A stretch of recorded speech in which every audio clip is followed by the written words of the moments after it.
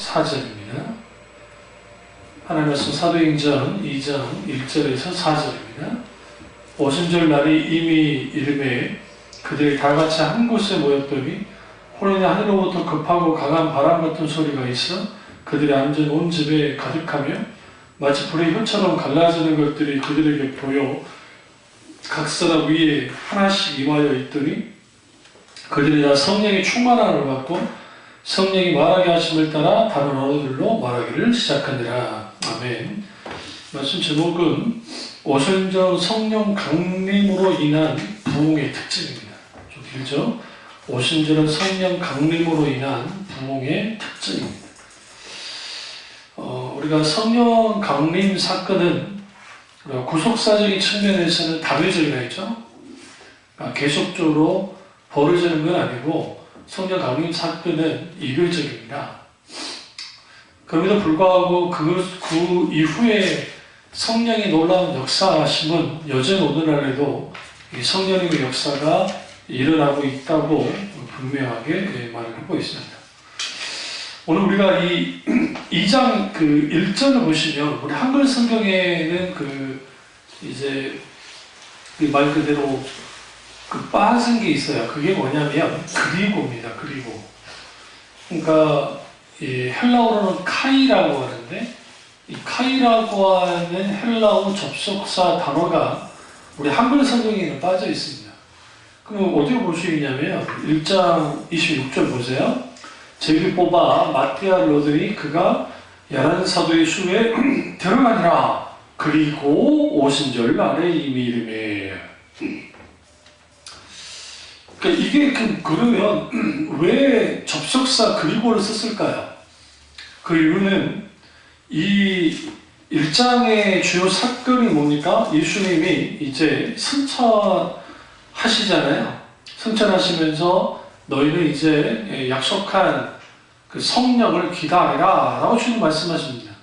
이건 뭘 의미하냐면 오순절 성령 강림 사건이 예수 그리스도의 승천과 밀접한 관계가 있다는 것을 보여주고 있어요. 다시 말하면 예수님께서 그냥 혼자 이렇게 그냥 승천하셔도 되잖아요. 우리가 엘리야가 승천할 때에 엘리사가 끝까지 따라가서 이제 그걸 보잖아요. 그런데 사실은 엘리야가 뭡니까 회오리 바람에 막 이제 들림을 받을 때에 그걸 목격한 사람은 엘리사 외에는 없습니다. 사실. 왜냐하면 하나님이 다른 어떤 선지 성도들한테 그 사람들이 오지 못하도록 주님이 다 막으셨기 때문에 그걸 목격한 사람은 엘리사 외에는 없어요. 그런데 예수님께서 무려 500명이나 되는 사람들 앞에서 그 500명들의 보는 앞에서 주님이 승천하십니다. 공식적으로. 그럼 왜 그분 주님이 왜 그들에게 승천하셨느냐? 그 이유는 예수님의 공생의 기간 동안에 말씀하실 때에 인자가 이제는 어디로 가게 됐어요? 아버지 품에 아버지께로 가서 초소를 예비하러 갈 때가 올 거다. 근데 너희들 걱정하지 말아라. 내가 보혜사 성령을 주시겠다라고 좀 말씀하신 거예요. 다시 말하면 성령 강림 사건은 예수님이 승천하지 않으시면 벌어지지 않을 사건입니다. 왜냐하면 성령님은 예수님이 승천하심으로 인해 그리고 그를 통해서 약속하신 대로 이 땅에 오시기 때문에 그랬습니다. 그래서 예수님의 제자들은 누구를 기다려야 돼? 성령님을 기다려야만 했습니다. 그게 무려 10일입니다. 10일. 그러면 예수님이 왜 승천하시면 성령이 오지 않느냐? 인자가 초소를 예배하러 하나님 나라에 가고 그러면 내가 누구를 보내주겠다? 성령을 보내주시겠다고 주님 말씀하시기 때문에 그게 10일이 걸린 겁니다. 근데 이거는 지상의 땅에서의 10일이고 하나님 나라는 시간이 있어요 없어요? 과거 현재 미래가 없단 말이에요. 영원한 현재가 있다고 아우구스티누스가 그랬는데, 그것도 좀 틀린 표현이에요. 왜 그러냐면 하나님의 시간은 어떤 건지 몰라요. 그것에 대한 표현할 수 있는 것은 영혼이라는 단어 하나예요. 영원한 시간. 그거 외에는 그 시간성이 과거적인지 현재적인지 미래적인지는 잘 모르나, 그러나 들여다보면 영원한 현재가 하나님의 시간이 안 되겠는가, 그러니까 그 영원한 시간이 안 되겠는가라고 이제 신학적으로 이렇게 말하는 겁니다. 근데 예수님이 그렇게 승천하셨고, 그리고 이제는 성령님을 우리에게 보내주셨습니다. 이게 두 가지 특징이 있는데, 지난주에는 이제 좀 다루다가 봤는데요. 그건 뭐냐면, 그들이 이 1장 14절 한번 가보시면, 1장 14절에 마음을 같이하여 오로지 기도에 힘쓰더라. 그러니까 많은 경우에 오직 기도에 힘쓰더라에만 집중하는데, 그게 아니고 마음을 같이 하는 겁니다. 여기서 마음을 같이 있다는 것은 일치된 마음을 가졌다는 거죠. 무엇에 대하여 일치된 겁니까? 보이사 성령님을 기다리는데 한 마음을 가지고 그들이 기도했다는 거예요. 이게 초대교회의 독특한 특징입니다. 다시 말하면 기도의 연합을 이룬 거예요. 참 중원교회가 사역적인 탁보 상태에 있고, 그리고 이러한 것들을 이겨내려면 우리 기도의 연합이 한마음 한뜻으로 연합해서 기도하는 것들이 살아나야 거기로부터 하나님의 부흥에 놀라운 일들이 일어나는 거예요. 그래서 마음을 같이 있다라는 거, 얼마나 멋집니까? 우리가 마음을 같이 하여 이 나라 이민족을 위해서 기도하고, 마음을 같이 하여 어떤 사람을 위해서 중보기도 하고, 그런 것들이 하나님 보시기에 얼마나 귀한지 이거는 표현할 수가 없는 거예요. 왜? 성경에 전심으로 모여서 기도할 때에 하나님은 항상 그들과 함께 하시고 그들에게 역사하시기 때문에 그렇습니다. 그런 의미에서 이 초대교회의 사도행전 1장 14절에 나타나는 이러한 현저한 특징이, 성령 강림에 있기 이전에 있는 이런 초대교회의 특징이, 그들이 한마음 한뜻으로 모여서 기도했다는 게 아주 중요하고, 그리고 두 번째는 뭐냐면 14절에서 힘쓰더라에 집중하셔야 돼요. 여기서 오로지 기도에 힘쓰더라 라고 있습니다. 근데 이거는 여러분, 힘쓰다라는 표현이 열정을 다해서 기도했다라는 의미도 있겠지만, 그러나 그거보다는 끈질기게 기도했다라는 의미가 오히려 더 가까워요. 그러니까 여기는 또 하나의 단어를 또 의미를 유추하면 부지런히 기도했다는 거예요. 그러니까 끈질기게 부지런히 기도했습니다. 그러면 그들의, 잘 들으세요, 기도함에 있어서 마음을 같이 하는 하나됨과, 그리고 또 하나는 그들의 끈질긴 기도가 어디로부터 온 거예요? 예수님의 성령을 주시겠다는 약속을 붙들고 있는 거예요. 그러니까 우리 앞에 어떠한 증거도 나타나지 않고 어떠한 환경 변화도 없을지라도, 우리는 하나님이 우리에게 약속하시고 있다고 한다면, 대표적인 게 참여중학교를 향한 아버지의 비추셨던 환상들, 아니면 어떤 감동들, 그런 것들이 있잖아요. 그게 전혀 이루어지지 않는 것 같은 상황 속에 있다 할지라도, 우리가 마음을 같이 하여 기도에 힘쓰고 끈질기게 부지런하게 계속 기도를 하기 시작할 때, 그때 하나님의 뭘 통해서, 하나님의 때에, 하나님의 타이밍에 맞춰서 하나님이 역사하는 겁니다. 여러분, 오순절 성령 강림 사건은 왜 이게 충격적인 사건이냐면, 500명의 문도가 성령 강림을 기다렸지만 380명이 떨어져 나가고 120명만이 성령 강림을 이제 경험을 하게 됩니다.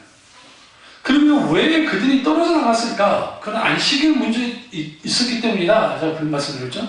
그래, 그것도 있지만 그들이 그렇게 기도했는데 성령께서 오실 것 같은 어떠한 증거도 어떠한 현상도 어떠한 역사도 없는 거예요.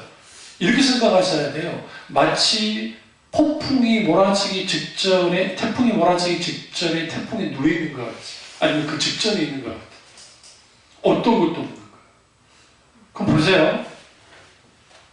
성부 하나님은 여전히 온 땅을 다스리시고 하시죠. 그러나 우리가 공적적인 사역이라는 의미에서는 지금 하나님의 부재 상태예요.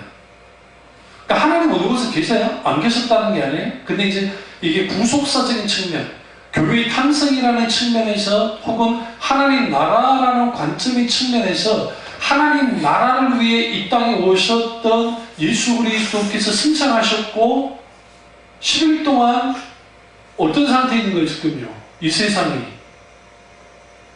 보혜사가 없는 상태인 거예요. 예수님이 보혜사가 오셨어요?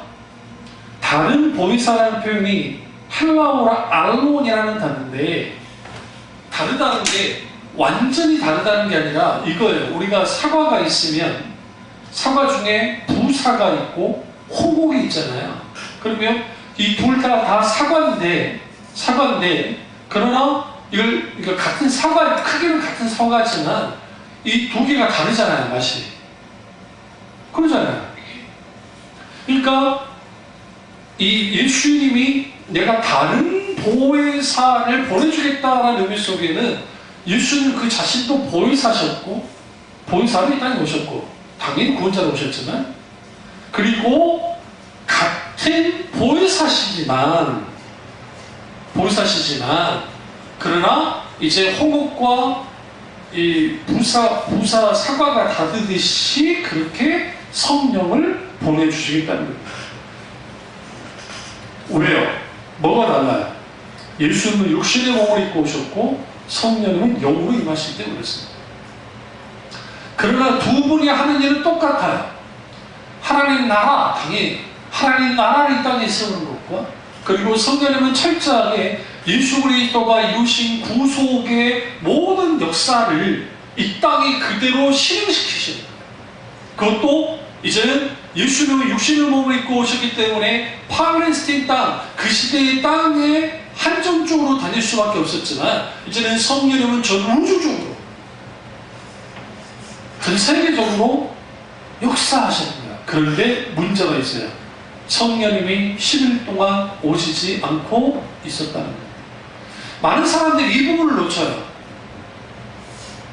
보혜사 그러니까 예수님이 이 땅에 오셔서 하나님의 아들이시자 완전한 하나님이자 완전한 인간이었던 예수 그리스도가 십자가에서 못 박혀 죽으시고 그리고 장사한 사흘 만에 부활하셔서 40일 동안 하나님 나라의 복음을 말씀을 강론하시고 그리고 승천하셨고 그리고 10일이라는 시간 속에 이제는 아주 예수님의 제자들과 예수를 따르는 제자들과 그리고 예수 공동체에 있던 그 사람들이 끝까지 기도하고 버티고 있다는 것이 쉽지 않았다는 거예요. 왜? 거기 어떤 강력한 성령의 역사가 일어나지도 않았고 그들은 불안함 속에서 이게 올지 안 올지 모르는 상황에서 예수님의 약속만을 믿고 기도하고 있어야 돼요. 그때 초대교회 공동체들이 철저하게 마음을 같이 하고 그리고 끈질기게 뭐였다? 기도했단 말이에요. 이게 아주 중요한 겁니다. 우리 눈에 보기에 뭔가가 이루어지지 않은 것 같을지라도 우리는 반드시 마음을 같이 해야 돼요. 마음이 쪼개져 있으면 나뉘어져 있어 버리면 우리가 아무리 기도한다 할지라도 되지 않아요. 그래서 교회 공동체가 강력한 하나님의 역사가 나타날 때는 흩어진 마음들이 하나로 묶여져서 그리고 그들이 기도로 하나님 앞에 나아가기 시작할 때 거기로부터 하나님의 놀라우신 역사가 일어났었습니다. 그래서 오순절 성령 강림 사건 혹은 오순절 부흥은 모든 세대를 통틀어서 가장 놀라운 사건이었어요. 그런데 여기서 우리는 분명히 알 것은 뭐냐면 적어도 그들이 10일이 지난 다음에 성령이 올 거라고 생각조차 하지 못했다는 거예요. 그러니까 우리는 성경을 읽을 때 어떻게 읽냐면 우리 결과를 다 알고 읽잖아요. 이미 기록된 거, 과거의 기록물이니까. 그러니까 우리가 창세기를 읽어 나갈지라도 내가 아벨에 대해서 내가 깊이 교훈을 얻고 묵상을 한다 할 때에 아벨의 결국은 순교로서 죽지 않고 끝나잖아요. 그러니까 우리 너무 성경을 쉽게 읽어버리는 거예요. 우리가 만약 이 초대교회 당시 아직 교회가 탄생하기 전에 예수님이 승천하시고 난 다음에 남아있는 그리스도인들이었다고 한다면 우리는 어땠을까요? 안식일을 한 번은 지나갔습니다. 근데 문제는 뭐냐면 성령님이 언제 오실지 모르는 거예요. 그러니까 교회 공동체가 가장 힘들 때가 뭐냐면 이탈자가 생길 때인 거예요. 뭐냐면 이탈자가 그것도 반도 아니고 거의 3분의 2가 다 빠져나갔단 말이에요. 500군데 중에 120명 남았으니까. 전도하면 그냥 5분의 1만 남은 거예요.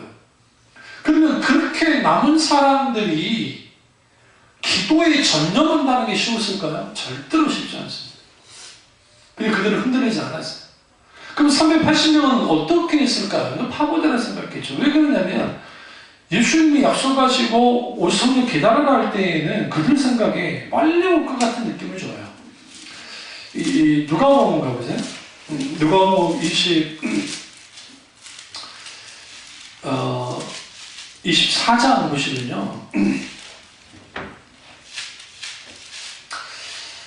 그 49절을 보시면 볼지어다 내가 내 아버지께서 약속하신 것을 너희에게 보내니 너희는 위로부터 능력을 입혀질 때까지 이 성에 머물라 하시니라. 그럼 여기서 여러분 위로부터 능력이 입혀질 때까지 이 성은 예루살렘에 머물러 있어야. 그럼 여기서 예수님의 약속은 단시일 내에 올 것 같은 분위기는 아니에요. 왜 그러냐면 계속적으로 머물러 있어라 하는 거예요. 근데 여기서 재밌는 거를 발견할 수 있는데 그게 뭐냐면 그 52절을 보시면 52절에 그들이 그에게 경배하고 큰 기쁨으로 어디로 올라갔어요? 예루살렘에 돌아가 늘 성전에서 뭐 있느니라? 하나님을 찬송하라. 많은 사람들이 뭐를 좀 많이 놓치냐면 그 성령 강림을 기다릴 때에 사람들이 계속 막 기도만 하고 있었을 거라고 착각을 하는데요. 그 베드로의 설교가 있었고 분명하게 기다리면서 그리고 동시에 찬양도 있었어요. 그러니까 지금 하나님 앞에 행해질 수 있는 모든 은혜의 수단들이 사실 오순절 날에 계속적으로 이루어지고 있던 거예요. 이거는 굉장히 중요한 의미를 가져요. 왜 그러냐면 우리가 이들이 예루살렘으로 돌아갔다는 게 아주 중요해요. 그럼 그들이 어디에 있었나요? 갈릴리 바다에 있다가 갈릴리 해변에 있다가 예수님 말씀 듣고 돌아와서 이제는 거기에서 찬송하면서 그리고 이 누가복음과 사도행전은 하나의 책이라 했잖아요. 원래 이제 후대에 나눴지만 그러니까 거기에서 이제는 그들이 모여서 기도하기 시작했단 말이에요. 하나님. 그게 승천하시고. 근데 여기서 재밌는 게요. 사도행전 1장 12절 보시면 제자들이 감람원이라는 산으로부터 예루살렘으로 돌아오니 이 산은 예루살렘에 가까워 안식일에 가기 알맞은 길이라. 그럼 예수님이 어디에서 승천하셨어요? 감난산이야, 감난산. 그럼 감난산 어디예요? 가깝다 했죠? 그러니까 예루살렘 근방에 있는 산일 겁니다. 근데 우리가 감람나무 하면 떠오르는 게 뭐야? 올리브. 응? 올리브 언덕이야. 왜 그러냐면 거기에 올리브가 많기 때문에. 이 감난산은요 바로 눈에 보여요. 예루살렘에서 바로 그냥 있어요. 그냥 보여요. 그러니까 예수님께서 겟세마네 동산에서 기도하실 때 그 현장이, 그 지역이 뭐가 많냐면 올리브가 많았어요. 그러면 여기서 제가 무슨 말씀을 드리냐면 감난산에서 돌아왔다. 그러면 지금 아까쯤에 누가복음 24장 53절에 늘 성전에서 하나님을 찬송했다. 그런데 예루살렘에 돌아왔다. 그러면 그 전에 있는 이 사건, 이걸 개요를 조금 보시면 이게 순서별로 이게 기록된 게 아니기 때문에 딱 보시면 뭐냐면 결국 예수님의 승천은 그들이 이제 모였을 때 하는데, 그럼 예수님은 결국 감난산에서 승천하신 거예요. 감난산에 승천하셨고 그들이 이제 산에서 내려오는데 여기서 중요한 게 있어요. 예수님이 이 변화산에서, 변화산이라는 데는 없어요. 그런 데는 없습니다. 그러니까 여러 그 저기 산은 많았었는데 변화 대신 한 곳 산에서 주님이 변화되십니다. 근데 그 변화산에서 이게 변화된 모습은 뭐였어요? 당연히 예수 그리스도 그분이 부활의 몸을 먼저 보여주신 거예요. 그 몸을 입고 승천하셨어요. 그러면 여러분 변화산 사건에서 예수님이 그렇게 변화되시고 하시고 난 다음에 내려오신 다음에 가장 먼저 하신 게 뭐였어요? 저기 잘 보시면 딱 내려왔더니 무슨 일이 벌어졌어요? 사단이 벌어진 거예요. 물에도 넘어지고 불에도 넘어지는 애를 데려왔는데 제자들이 이걸 해결을 못하는 거예요. 그러니까 예수님이 큰 권능으로 어떻게 합니까? 단번에 고쳐버립니다.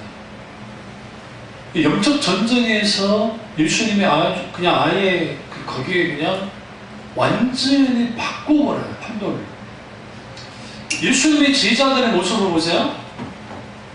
예수님을 부인하고 패배자입니다. 지금 우리는 착각하고 있는 게 예수님이 40일 동안 말씀 강론을 했으니까 어느 정도는 회복했지만 그들은 여전히 패배자들이에요. 영적으로.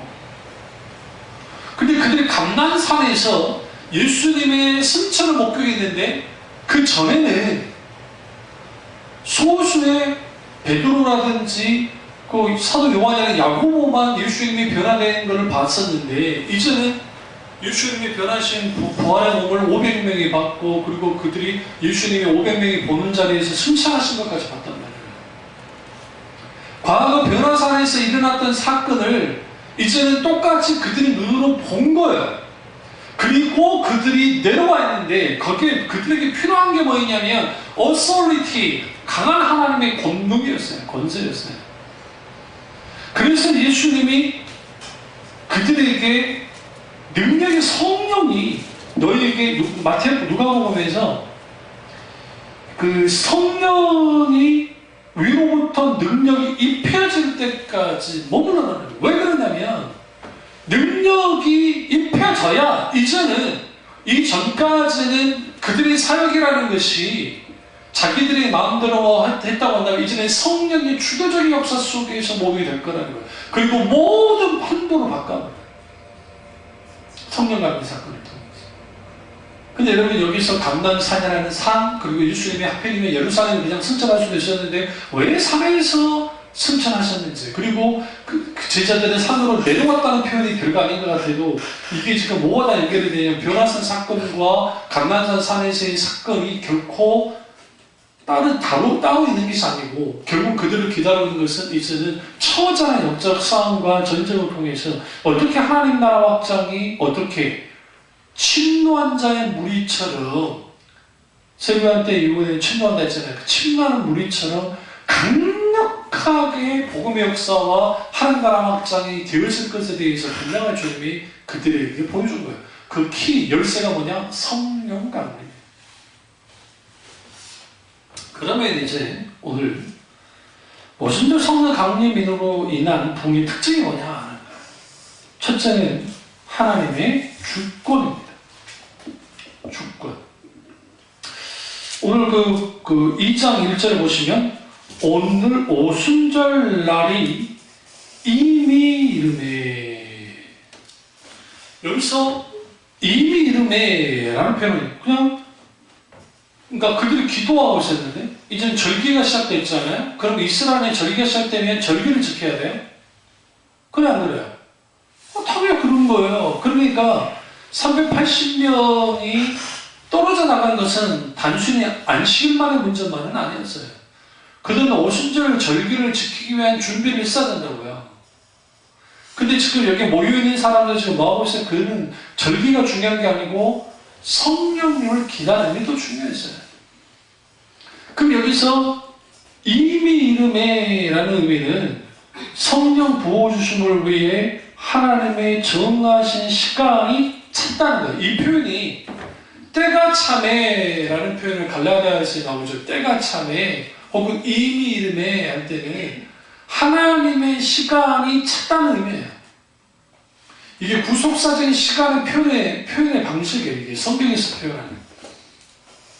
이걸 지금 누가가 오순절 날이 이미 이뤘다.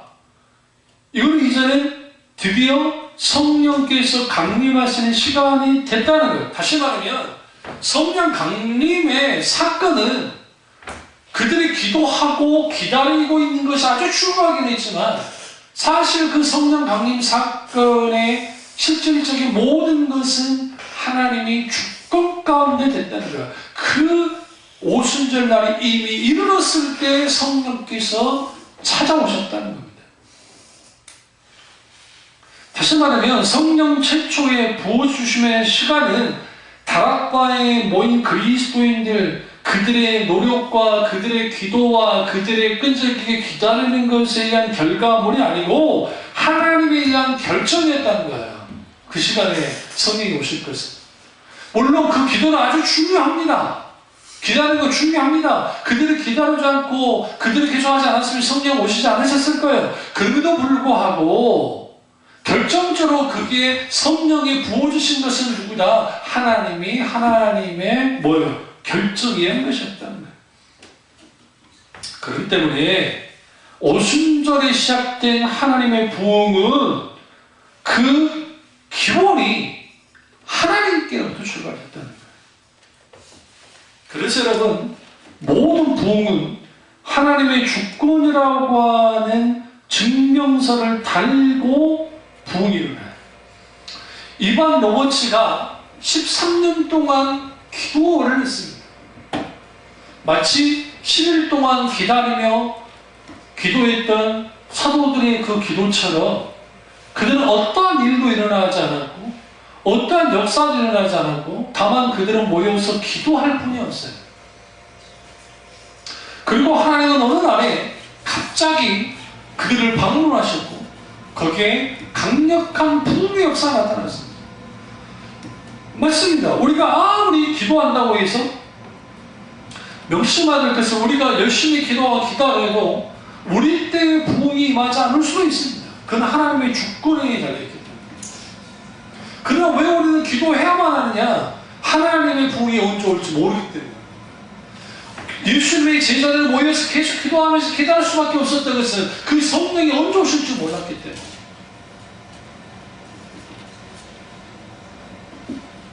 그리고 하나님은 강력한 성령을 부어주셨습니다. 그리고 무슨 일이 벌어졌느냐? 하늘 아래 모든 유대인들이 예루살렘으로 모였을 때에 강력한 성령의 역사를 보여주셨어요. 근데 여기서 이제 아주 충격적인 사건이 나오는데 그게 뭐냐면 오늘 읽지 않았습니다만은 2장 6절 보시면 이 소리가 나매 큰 무리가 모여 각각 자기의 방언으로 제자들이 말하는 것을 듣고 소동하여 다 놀라 신기하게 여기기를 보라 이 말하는 사람들이 다 갈릴리 사람들이 아니냐 우리가 우리 각 사람이 난 곳 방언을 듣게 되는 것이 어찌 되느냐. 그럼 보세요. 사람들이 모였다는 겁니다. 그럼 이들이 모인 곳이 어디예요? 마가 요한의 집이라 우리는 다락방이라는 표현을 쓰지만 그 구조 자체는 그러니까 그 큰 저택을 소유했던 마가 요한은 부자였습니다. 그의 삼촌이었던 바나바도 부자였습니다. 부자였던 바나바가 전재산을 하나님께 드렸던 인물입니다. 그리고 마가 요한은 아주 큰 부자였기 때문에 500명이 들어갈 만큼의 큰 홀이었다는 것은 그 집이 얼마나 큰 재택인지 알 수 있을 겁니다. 그런데 그 안에 있던 120명이 모여서 기도하는데 강력한 방언의 역사가 나타난 거예요. 얼마나 소리가 컸으면 사람들이 그 소리를 듣고 모여드는 겁니다. 모여드는 겁니다. 이거는 성령께서 그 소리를 듣게 만드신 거예요.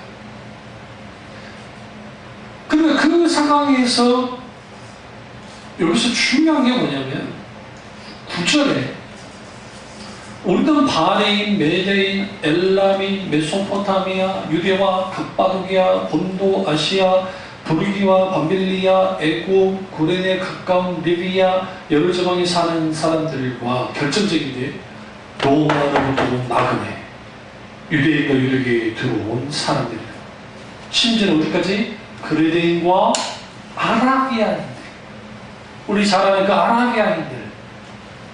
아라비아인들까지 다 자기들의 언어를 듣고 놀랐어요. 다 놀라워 당황했습니다. 그러니까 어떤 사람은 세수를 취했다. 그러면 여러분 여기서 뭘 알 수 있냐면 그들이 들어와서 마가 요한의 홀에 들어와서 봤을까요? 아니면 이들이 밖으로 나가서 했을까요? 이거는 알지는 못하겠어요. 그러나 적어도 이는 잡다한 사람들이 봤을 정도라 한다면 그들이 방언의 역사가 나타났을 때 그게 견디지 못해서 밖으로 튀어나갔을 확률이 높아요. 사도들이나 제자들이 이 사람들. 왜요? 단번에 갈릴리 사람이 아닌 것은 복색이 달라요. 다르다고요. 생리소도 좀 다르고. 그러니까 그런 상황에서 이 엄청난 방언의 역사가 나타나는데 이게 하나님의 주권과 되는데 이게 뭐와 관계되냐? 바벨탑 사건과 관계가 있어요. 그러니까 이것은 하나님께서 하나님의 주권으로 부흥을 일으켜요.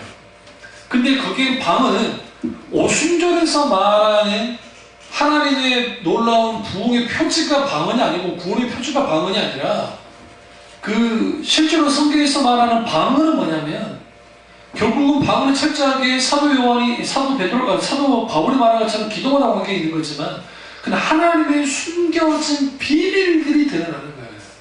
뜻이, 의도가. 그래서 이 통명을 통해서 하나님의 의도와 의중이 드러나는 거거든요. 그걸 통해서 바벨탑 때 노아의 후손들이 이후에 후손들이 타락해서 하나님처럼 드리고 바벨탑을 쌓았을 때 어느가 혼잡되어져서 어느가 이제 형벌로서 분열되잖아요. 모든 인류가 분열됐던 이유 중에 하나가 어느 혼잡이 있었다는 거예요. 이제는 하나님이 어떻게 만드느냐면 잘 들으세요? 예수 그리스도 한 분을 중심으로 모든 민족이 하나가 되는 거예요. 방언이라는 것을 통해서 그들이 방언함을 통해서 각자들이 다 알아들을 수 있는 방언을 듣기 시작했어요. 그걸 뭐였을까요? 복음이에요. 복음이라고. 예수 그리스도의 십자가의 복음이 그들의 언어로 들려져 있습니다. 이 사건으로 무슨 일이 벌어지냐면 로마의 교회가 생깁니다. 사도들이 들어간 적이 없는데 로마의 교회가 생겼다고요. 그걸 어떻게 할 수 있느냐? 로마서 16장에 그 사도 바울이 로마 교인들을 향해서 문안을 할 때에 아직 베드로가 들어가지도 않았고 아직 사도 바울이 들어가지도 않았는데 거기에 그리스도인들이 있었어요. 그 원류 쓸까 했을 때 원류를 쭉 추져보면 오순절 강림 사건 때 그걸 목격했던 사람입니다. 이건 아주 무서운 사건입니다. 왜냐하면 사탄의 입장에서는, 우리 입장에서는 신나는 사건이긴 한데 사탄의 입장에서는 생각하기도 싫은 사건입니다. 왜 사탄이 가장 뭘 두려워하냐면 하나님의 주권적인 부흥이에요. 왜냐하면 하나님의 주권적인 부흥이 일어나면 자기가 쌓아놓던 모든 것들이 산산이 무너지는 거예요. 그래서 하나님은 각 시대마다 영적으로 아주 밑바닥에 있을 때, 아주 끝난 것 같은 상황이 됐을 때마다 하나님은 하나님의 부흥을 일으켰어요. 누구를 통해서? 그 부흥을 기다리는 자들, 마음을 같이하여 기도하고 그 부흥을 기다리고 부흥을 구하고 그리고 하나님의 주권 아래에서 살아갔던 사람들 중에 크리에이티브 마이너리티, 창조적인 소수들을 통해서 하나님은 하나님의 부흥을 일으켜버려요.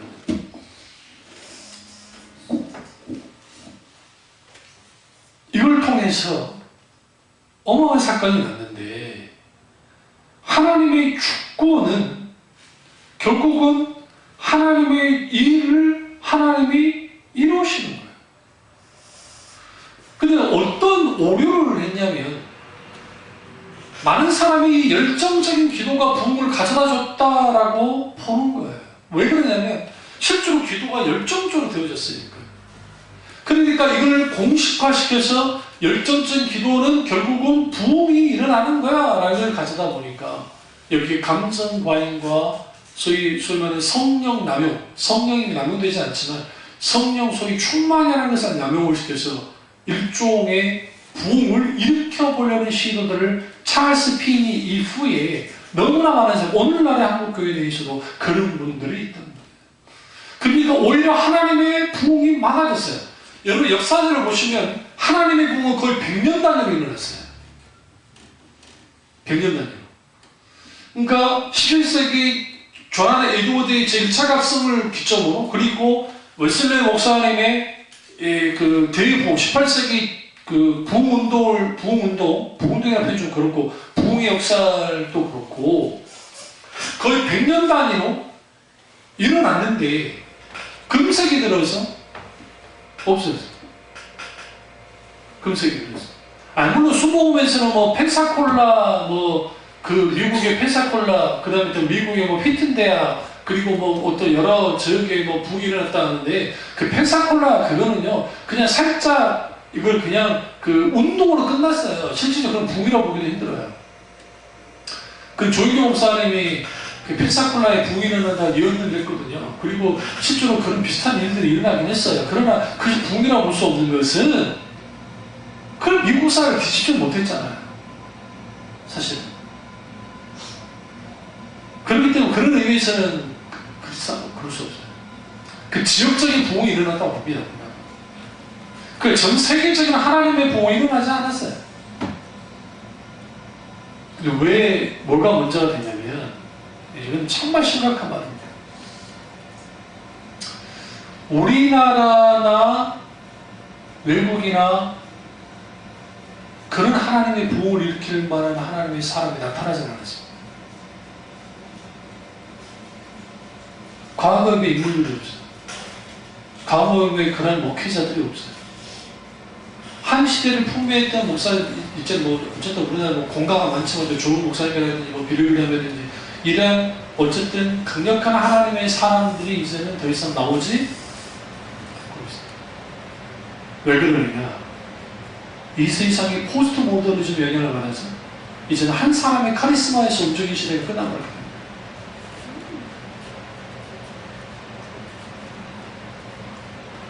근데 여러분 하나님의 부흥이 일어나면 하나님은 한 사람뿐만 여러 집단을 통해서 하나님이 이루시겠죠. 하나님은 별 볼일 없는 소년을 통해서라도 하나님은 부흥을 일으킬 수 있어요. 그래서 우리는 뭘 봐야 되냐면, 아하, 하나님의 부흥은 하나님의 주권 가운데 나는 거예요. 그러면 인간이 아무나 하지 않아야 되냐? 그렇지는 않다는 겁니다. 그러니까 인간이 자기 노력을 통해서 부흥을 끌어올 수는 없지만 반드시 뭐를 해야 된다? 부흥을 기다리고 부흥을 구해야 하는 것이 분명한 거예요. 두 번째로 그 오순절 성회라님의 특징은 영적인 준비예요.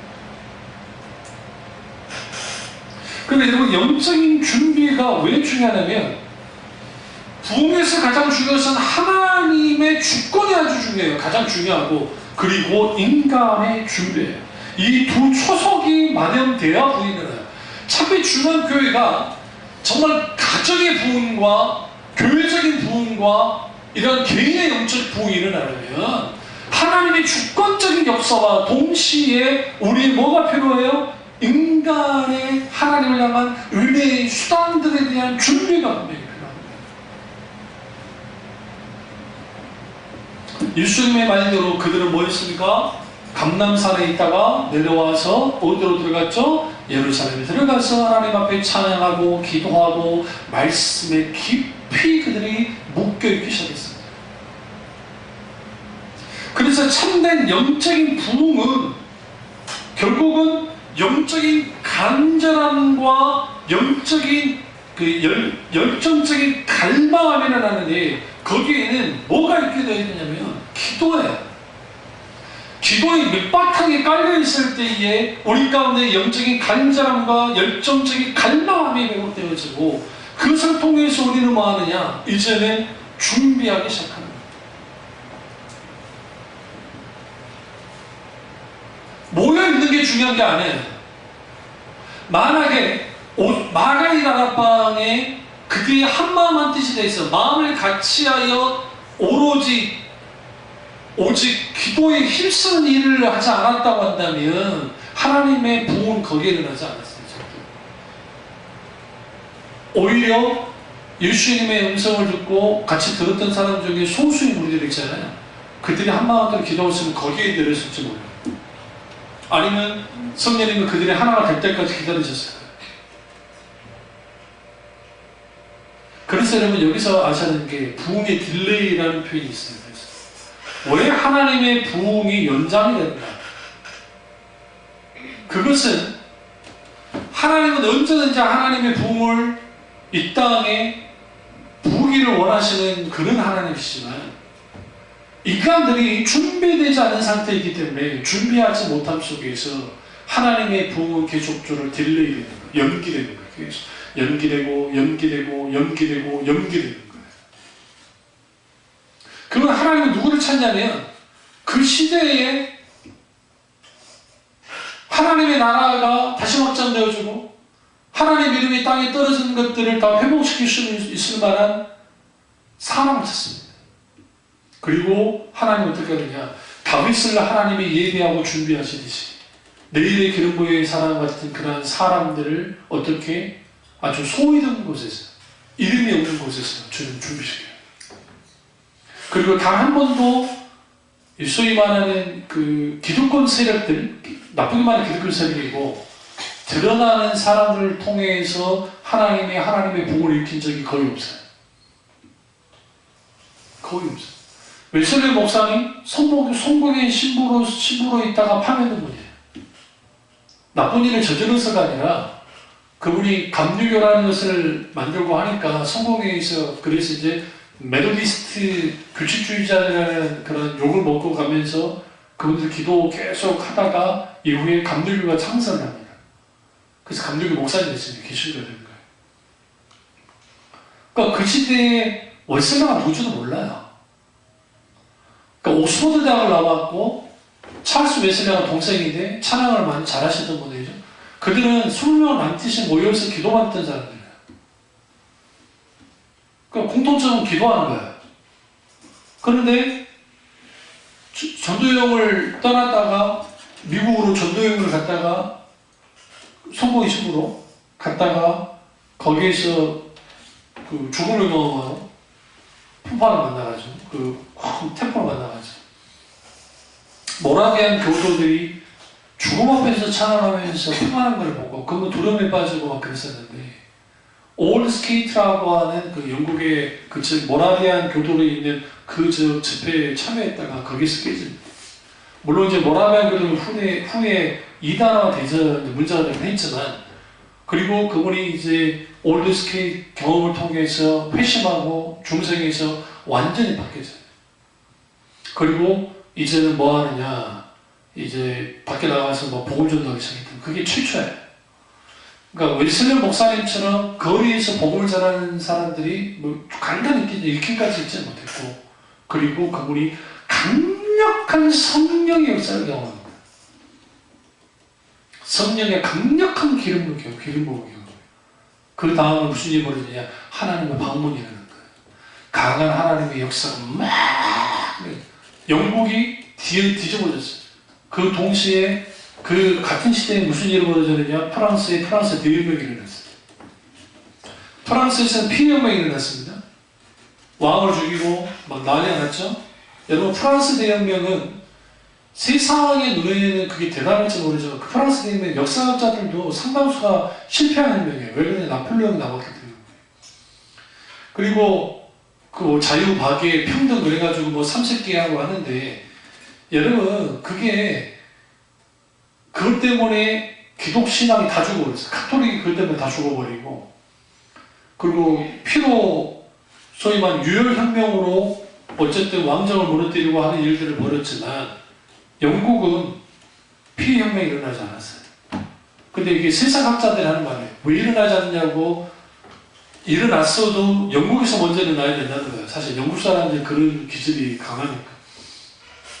영국을 쭉 해보니까 웨슬레예요. 웨슬레. 그 시대에 웨슬레 부흥이 일어나고 있는 거예요. 무슨 일이 벌어진 줄 아세요? 감옥이 텅텅 비어버렸어요. 아니 감옥이 텅텅 비어버렸다고요? 사람들이 회개하고 돌이키고 그 광부들이 얼마나 막장 인생입니까? 술 먹고 막 난리치고 그 사람들이 세상에 다녔던 술집들이 문을 닫기 시작하는 거예요. 그러니까 일선 그 파출소 올라온 우리나라 파출소장이라는 사람이 자기 그 장관한테 편지를 보내서 뭐라고 보냈냐면 그게 남아있어요. 그게 큰일 났습니다. 왜 큰일 나는가? 사람들이 몰려옵니다. 경찰서. 왜 몰려오냐? 자기들이 진죄를 고별하는 거예요. 나 이런 잘못했습니다. 나 처벌해 주십시오. 나 이렇게 못 살겠습니다.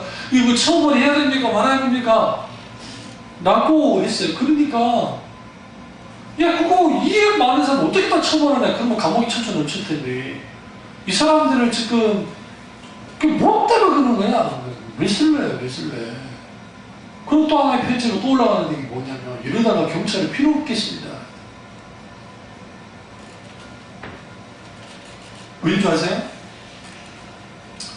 그 막장 인생 사는 사람들이 많았어요. 그 시대에 이 산업혁명이 분이 나오고 하면서 그게 나잖아요. 근데 그러니까 막 애기들 패고 마누라 패고 뭐 피싸움하고 막 술집 가서 난동 부리고 하는 일이 다반사예요. 응? 근데 이런 기사에서 정말 충격적이었어요. 개가 주인의 말을 못 알아듣는 거예요. 그게 무슨 말이냐면 개를 키우는데 욕하는 거예요. 이게 그런데 언어가 바뀌니까 명령을 해도 개가 못 알아들어요. 못 알아듣고 뭐 멋쩍멋쩍 하자는 거예요. 이게 너무 과장이 아니에요. 그런 기록이 나나봐요. 그러면 개도 회개한 거야. 개가 반항해. 개가 세상에 주인이 욕하지 않으니까 개가 반항을 못한다는 거야. 반항하지 않았다는 그 시대가 몇 시대 부흥이야.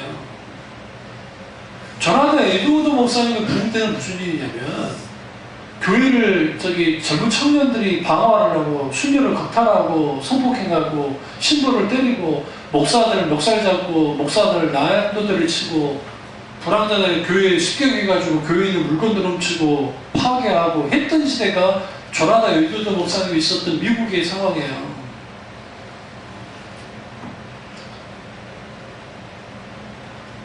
근데 강력한 성령의 역사가 나타나니까 무슨 일이 벌어졌냐면 정말 그 깡패 같은 놈들이 세상에 교회에 기어 들어와가지고 거기서 울며 불며 하나님 앞에 통이 잡아가고 그 사람들이 목사가 돼가지고 세계 전도로 나가고 그 보험전으로 나가서 순교를 당하고 그런 일들이 그들 통해서 나오었단 말이에요. 그러니까 사람되지 않을 것 같은 것들이 바뀌어가지고 그래서 영국이 가장 많은 선교사를 배출하게 했지만 이후에 미국이 돼버려요.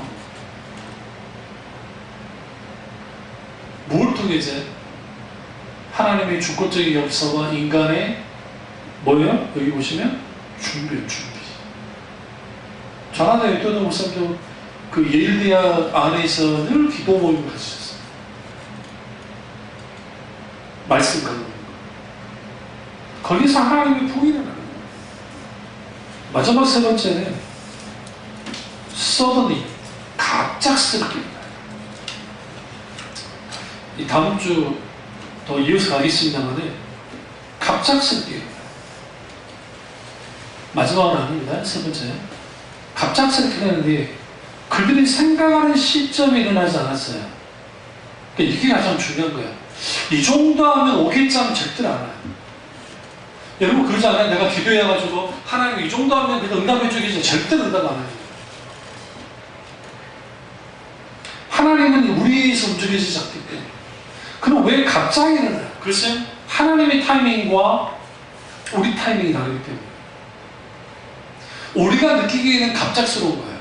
그러나 하나님은 우리에게 가장 최선의 때에 역사하시는 거예요. 그렇기 때문에 우리는 뭐 해야 되냐면 그 갑작스럽게 역사하실 때에 충격이 강합니다.